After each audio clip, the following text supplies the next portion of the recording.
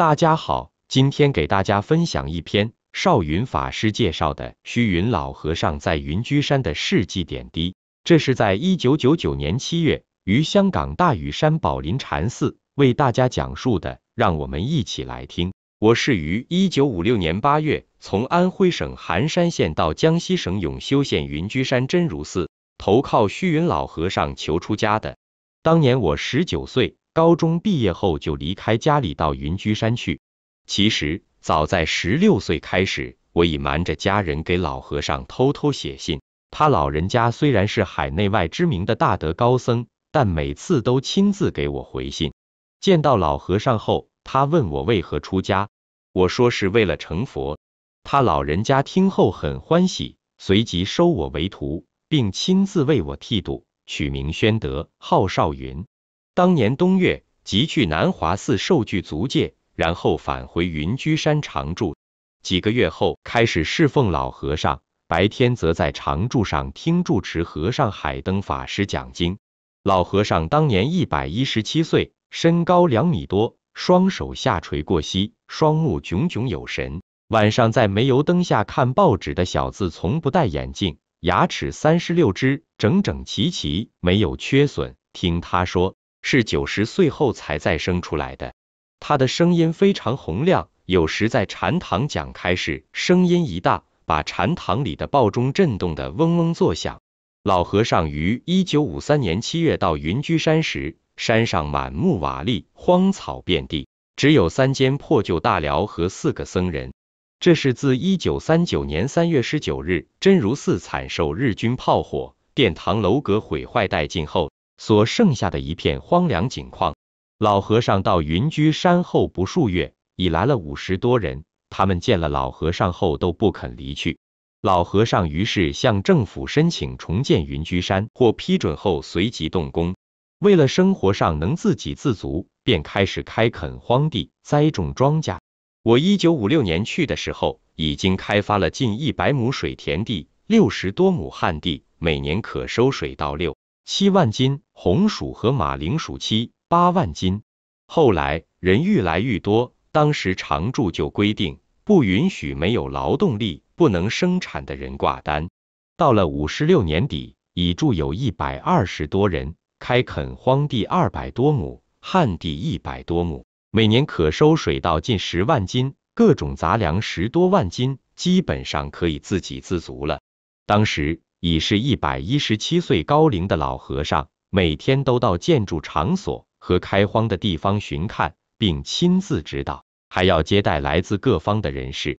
晚上6点到禅堂里讲开示，8点以后开始翻阅来自各地的信件，信件有时一天多达100多封，他老人家都要一一过目。若是重要的函件，他便亲笔回复；若是一般书信，他说明意思，就由我们代复。平常都要深夜12点左右才休息，翌日凌晨2点又起床打坐，直至打4板，即大约3点半才起床洗脸。他不用牙刷牙膏，只用温水漱一口水，然后吐在毛巾上，先洗双眼，再洗整个面部。他说这样洗可防止眼疾，且能增强视力。洗过脸后就到佛前礼拜，之后又回到床上打坐。而我们这时也开始上早殿了。早殿后稍微休息一会，闻大梆声，大众就往斋堂过澡堂助三了。当时山上的生活很艰苦，开发的田地不多，收成的谷子也很少。因为红薯粗生，收成较多，每年7月份开始，直到第2年的3月，都是吃红薯的季节。而红薯的叶子和枝干就是我们的小菜了，有时连番薯根荷叶也没有，就只有炒咸盐，加进稀饭里吃。每天过澡堂吃的稀饭，只是一点点的米，混了多多的红薯一起煮的。中午吃饭呢，虽然当时师傅们吃饭吃的很多，也只是随便弄一点小菜，有青菜已算是很好的了。晚上是没有饭或面的，只有煮一些番薯或是马铃薯，放在斋堂里面。要吃要食住寺的就自己去弄一点，但是吃的人很少。老和尚吃的稀饭和菜都是由我们从大寮里打的，跟大众师傅们吃的一样。如果没有客人的话，他从不多加一道菜。他老人家那种节俭简朴的生活，我们现在想起还记忆犹新。云居山地势很高，海拔1100多米，冬天气候很冷，低至零下17、8度。收藏在地窖里的红薯经不起寒冷的空气，皮都发黑了，煮熟后吃起来很苦的。有一次，我和齐贤师一起在老和尚那里吃稀饭，吃到了那种又苦又涩的红薯皮，便捡出来放在桌边上。老和尚看到时默不作声，待吃过稀饭后，他老人家却一声不响的把那些红薯皮捡起来都吃掉了。当时我们俩目睹那情景，心里感到很惭愧，很难过。从此以后，再也不敢不吃红薯皮了。事后，我们问他说：“您老人家都这么大年纪了，而那些红薯皮好苦啊，您怎么还吃得下去呢？”老和尚叹了一口气，对我们说：“这是粮食啊，只可以吃，不可以糟蹋呀。”又有一次，江西省宗教事务处处长张建明先生到山上来探望老和尚，老和尚自己加了几道菜，请他吃午饭。张处长始终是个在家人，不懂得惜福。当他在吃饭时，掉了好几粒米饭在地上，老和尚看见了也不说话。等吃完饭后，他才自己弯下腰来，一粒粒的把那些米饭从地上捡起来，放进口里吃下去，使得那位张处长面红耳赤，很不自在。他一再劝老和尚说：“老和尚，那些米饭已掉在地上，弄脏了，不能吃了。”老和尚说：“不要紧啊，这些都是粮食，一粒也不能糟蹋的。”处长又说：“你老人家的生活要改善一下啊。”老和尚答：“就是这样，我已经很好了。”老和尚的身体很好，早上除了吃2碗稀饭外，有时还会吃一点马铃薯。中午吃2大碗米饭，晚上有时吃1小碗面条，或者吃一点稀饭。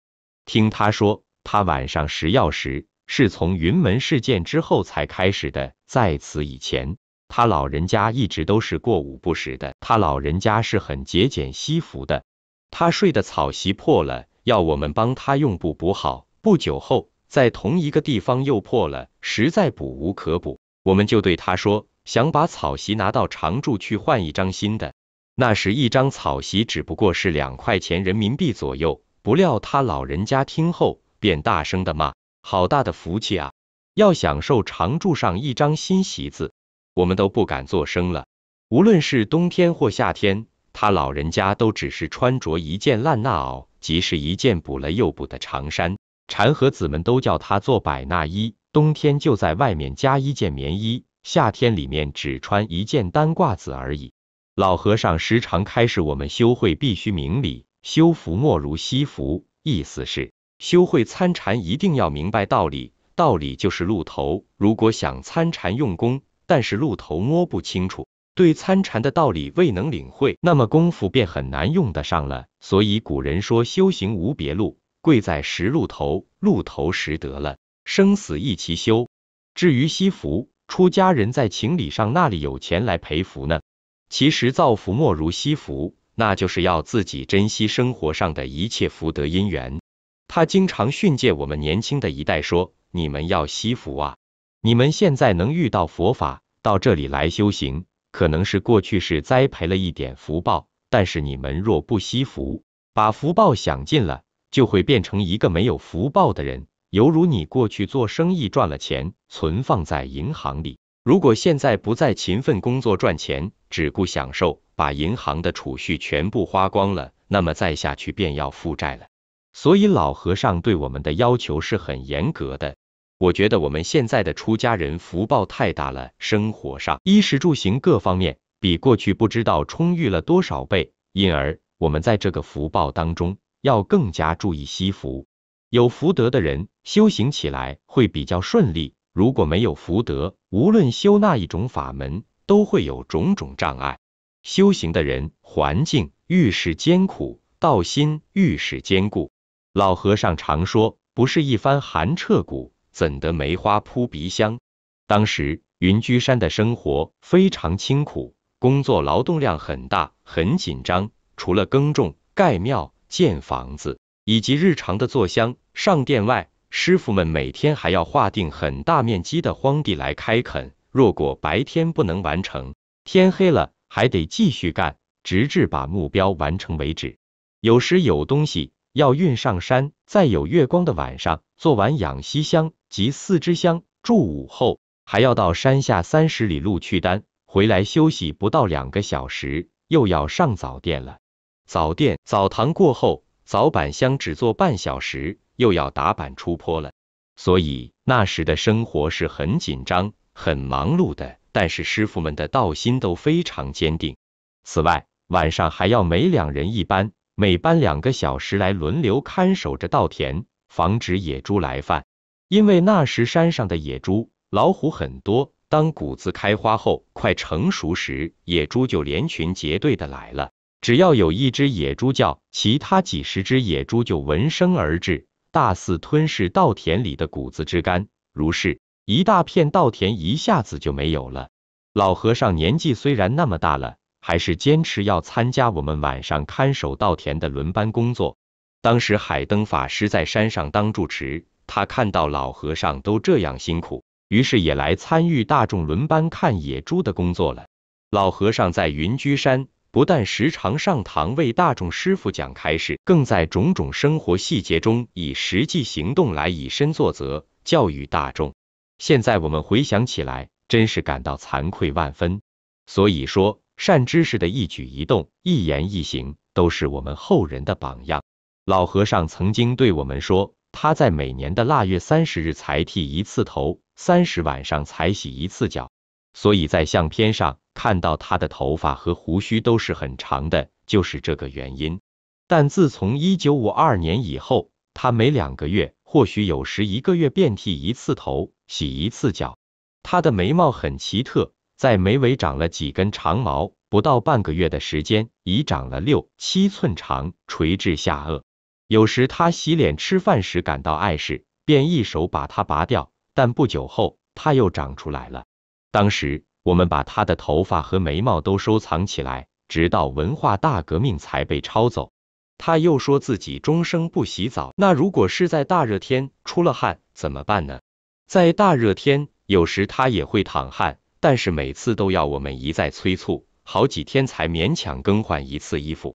奇怪的是，他换下来的衣服一点汗臭也没有，尤其是他穿的布袜子，经常半个月或1个月才换1次，也没有一点臭味。他老人家的行持是与众不同的。虽然老和尚已是110多岁的高龄，但是他的气力却是无法测量的。曾跟随老和尚在云门寺同住的师傅说，有一次他们在云门开荒，有一块大石头，好几个人都搬不动，后来老和尚来到，叫他们都走开，独自一人就把那块大石头搬到很远的地方去了。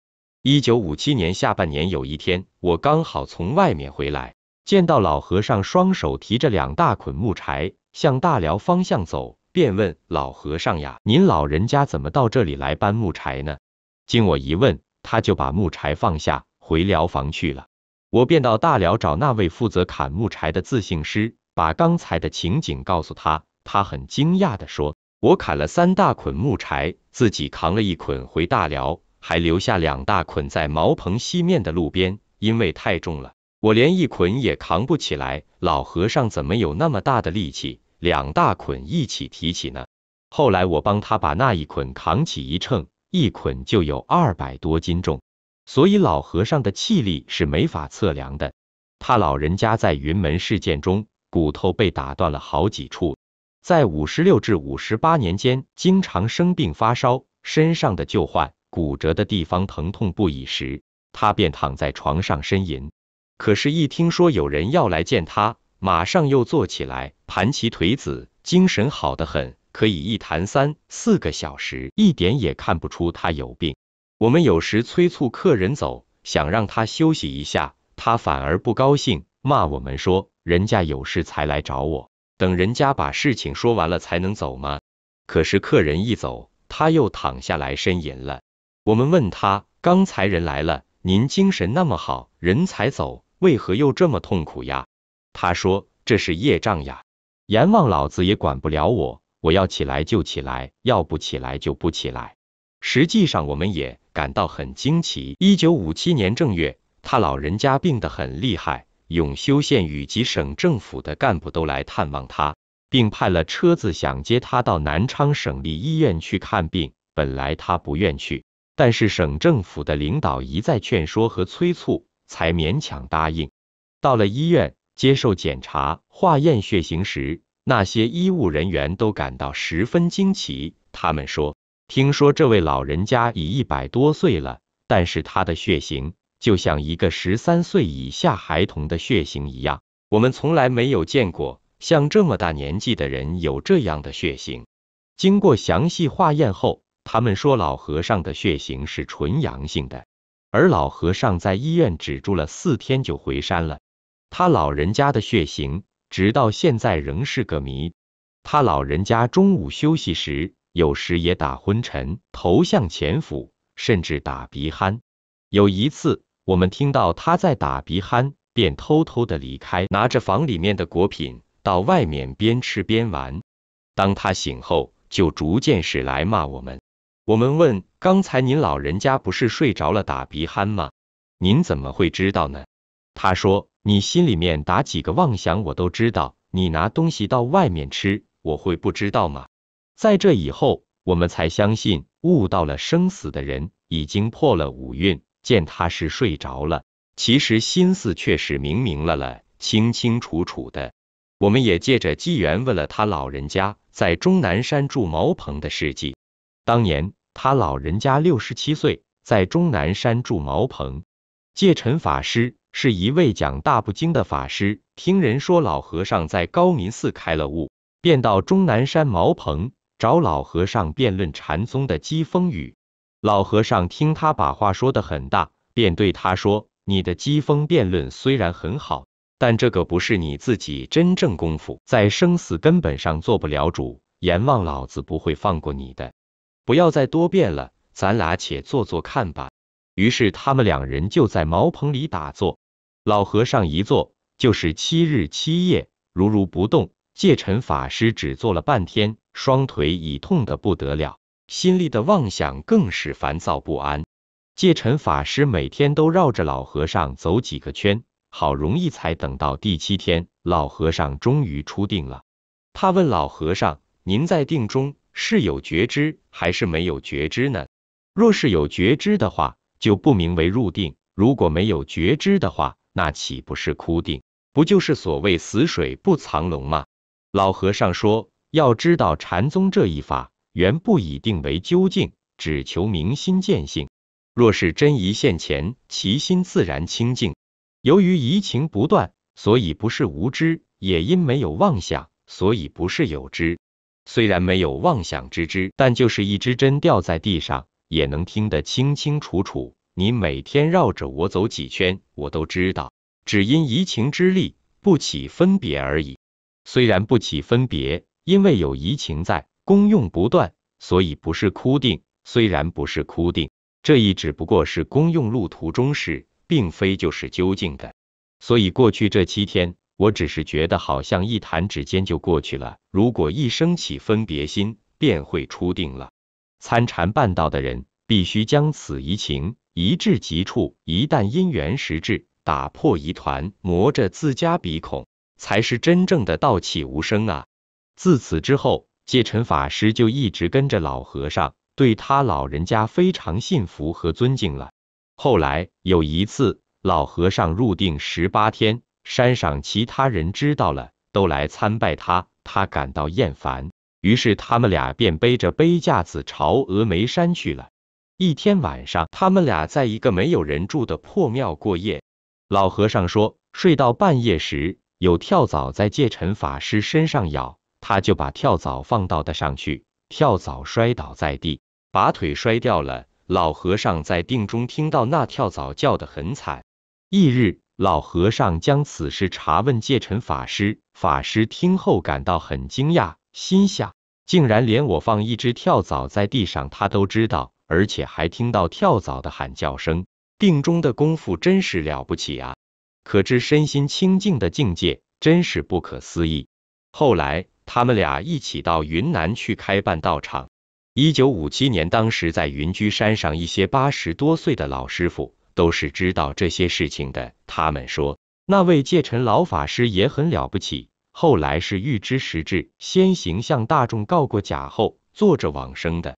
在云南时期，老和尚经常一坐7、8天，有时候人家有事找他商量，就得用引磬为他开镜，他才出定。因此，老和尚在云居山时，我们就问他是否有这些事情呢？他说是呀。我们又问老和尚，您现在为什么不入定呢？他说现在重建寺院，每天都有政府人员和其他人来找我，我不出去不行，所以不能入定呀。他还笑着说，如果我在这里一坐7、8天不起，一些不怀好意的人当我死了，就把我这色壳子搬去烧掉，那么这个寺院就盖不成了，所以现在我不敢入定。虽然老和尚在云居山时没有坐禅入定7、8天之久，但他经常一坐就一整天不动，有时从夜晚12点左右开始坐，直到第二天傍晚才起坐。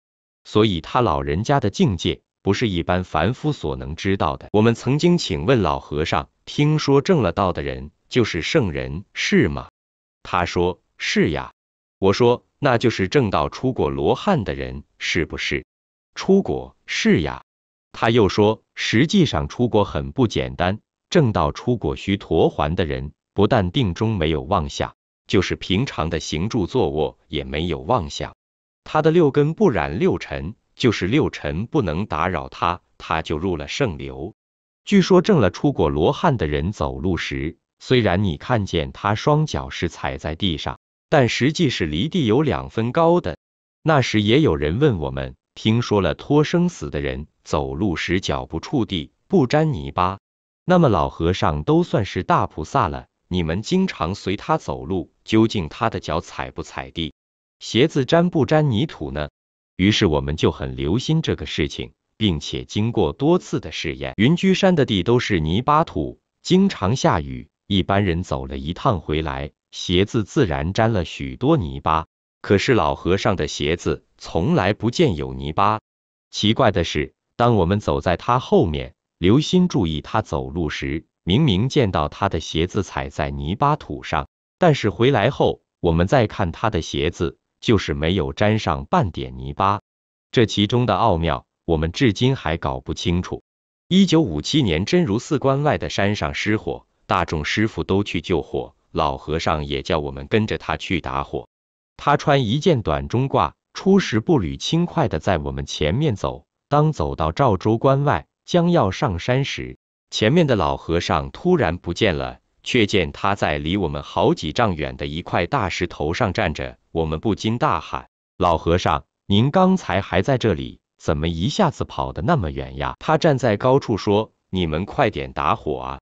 我们真不晓得他是怎么走过去的。当时老和尚每天晚上，有时隔1天或隔2天，在禅堂里讲开示。时间一到，叫香板一打响助六，不但我们种田的与急在外面出坡的师傅们往回跑，就连天空上的乌鸦也一群群的飞回来听开示。那时云居山的乌鸦特别多，屋顶上、附近的树上，以及从茅棚到禅堂的路上，都被占得密密麻麻，令我们寸步难行，有时要用杖支动驮一下，驮跳开一点，我们才有路可走，否则就要踩到驮们身上。开示完毕，老和尚回茅棚，而乌鸦也回巢去了。所以说，雀鸟也是很有灵性的。1957年6月上旬，天气酷热。一天，老和尚他忽然要到五老峰顶看地形，当时有晴空、净行、传印师和我等一共6个人，我们于是将一张靠背藤椅用2根竹子捆绑起来，做了一个小轿子，让老和尚坐，而我们就分了3班更替。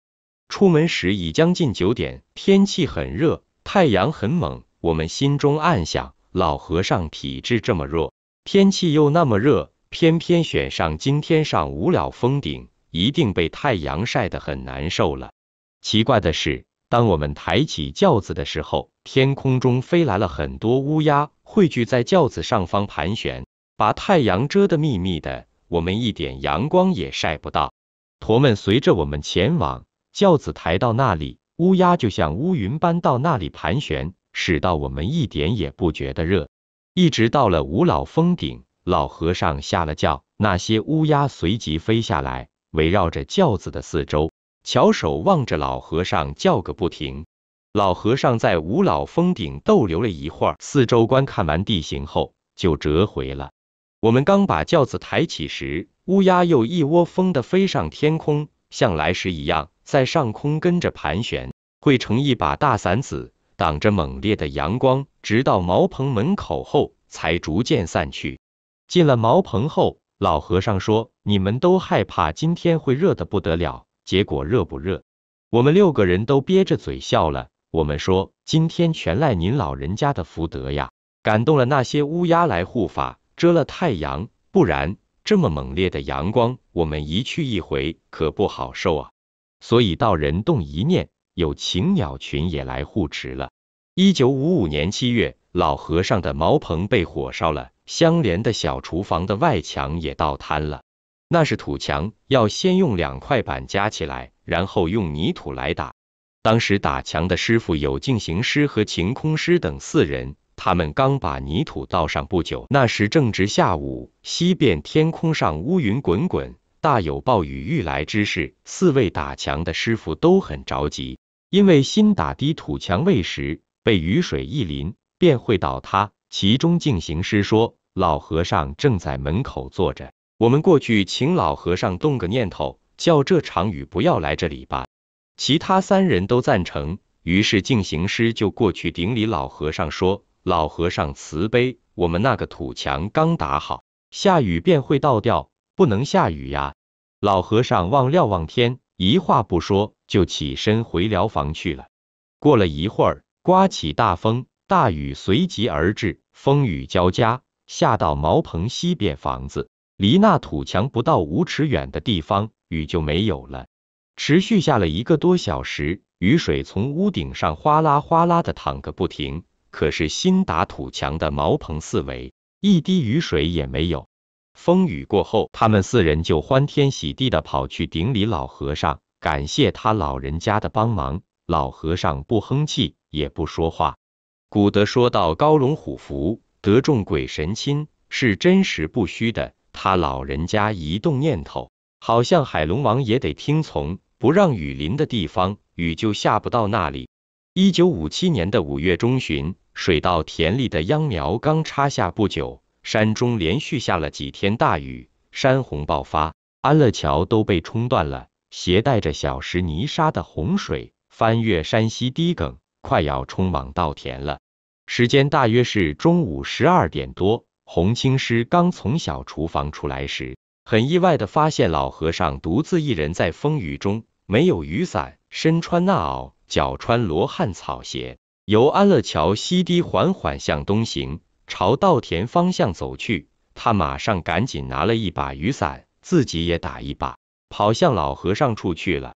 奇怪的是，他发现老和尚走过之处，洪水就不往稻田里面冲，反而都沿山那边向东流，比稻田边及溪堤高出数尺，即是洪水不往低流，反而向高处冲。就是这样，刚插秧的稻田便免遭洪水泥沙淹没之患了。之后，老和尚走至佛印桥，站在那里，洪清师便回来喊印开当家师。当家师知道后，便一面安排打出坡板，一面自己走向老和尚处。请问他，这样大雨，您老人家怎么一个人跑出来呀？老和尚说：我不出来，上面的几十亩稻田就没有了，都要被山洪泥沙覆盖了，到时还哪有谷子收呢？当时我们见到老和尚的衲袄上雨点并不多，只有脚穿的罗汉草鞋被雨水打湿了。真是到人走过的地方，连水也要让路。他老人家行住坐卧的威仪很端正，真正做到行如风，立如松，坐如钟，卧如弓。他站着时都是双手下垂，走起路来身体笔直，紧靠衣领。经常对我们说身直影无斜，即身体笔挺，影子一定是直的，隐喻着用功办道的人，若有直心，决定能够成功的。他老人家平生的一言一语，都是我们的指引，一举一动都是后人的榜样。老和尚的一生，建小寺院80多座，重兴大丛林6个，包括云南鸡足山祝圣寺、昆明云栖寺、广东曲江南华寺、乳源云门寺、福建鼓山涌泉寺及江西云居山真如寺。老和尚为使禅宗5派传承延续不断，以一身参研5宗，分别为临济宗第43世祖、曹洞宗第47世祖、维养宗第8世祖、法眼宗第8世祖及云门宗第12世祖。他老人家亲自剃度的出家徒弟有1000多人，国内外皈依弟子100多万。所以说，老和尚是当代禅宗的泰山北斗。1958年社会主义教育时期，当时有一些极左路线的人，利用那些不好的出家人，对老和尚进行毁谤。因为老和尚是全国政协委员，不能把他打成右派，只能在名誉上给他造成打击，所以便写了老和尚很多不符事实的大字报。老和尚看了，一言不发，并在会上表示感谢。可是他老人家内心的难受难以言喻。1958年以后，他对我们说：“我要走了。”我们很难过的问他：“您老人家怎么现在就要走了？”他说：“你们不知道，以后还有10年的罪，好难受啊。”当时我们不明白，后来就是文化大革命的10年浩劫。从1958年开始，他老人家就经常生小病，并开始把事情逐一交代后人，并且把他所有的东西分给大众。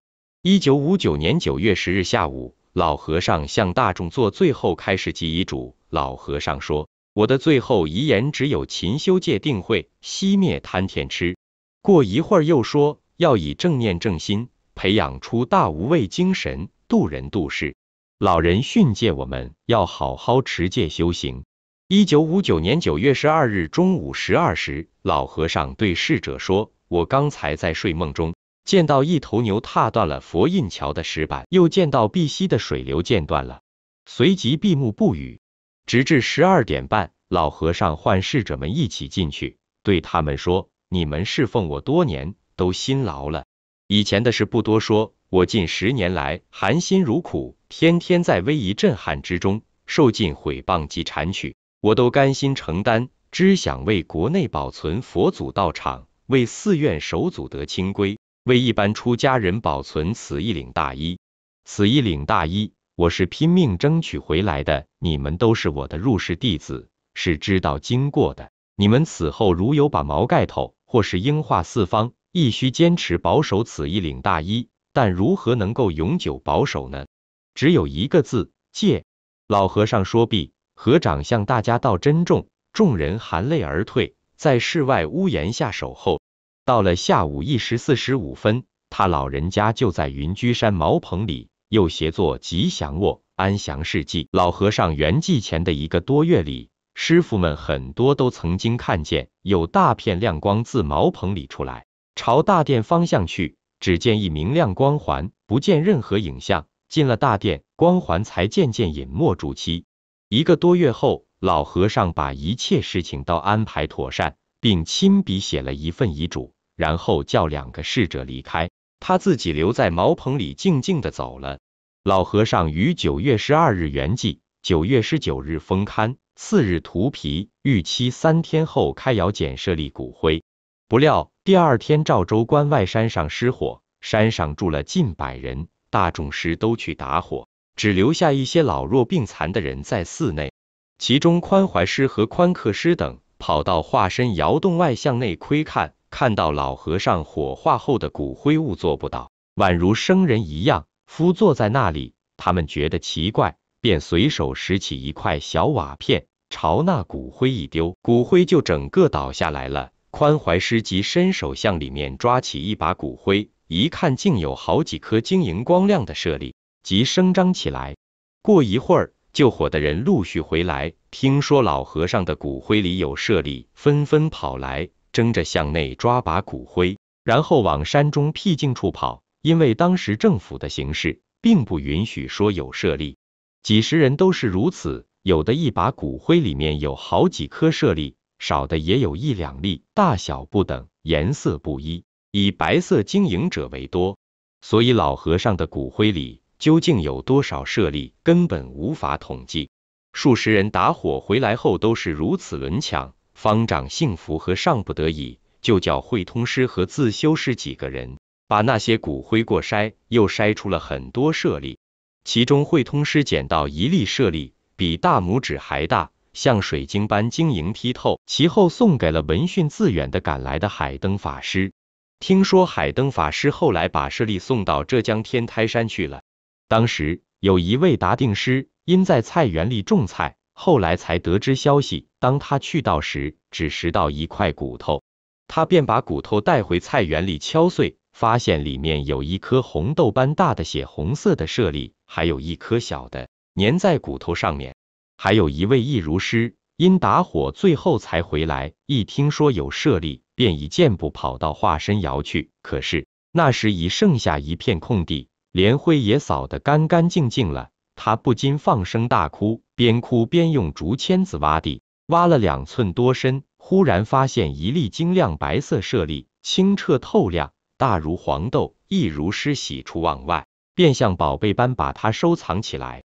当时很多人看到老和尚盘腿坐在舍利子里面，其中1颗甚至连他那长长的眉毛也看得清清楚楚。这颗舍利现在还在舍利塔里。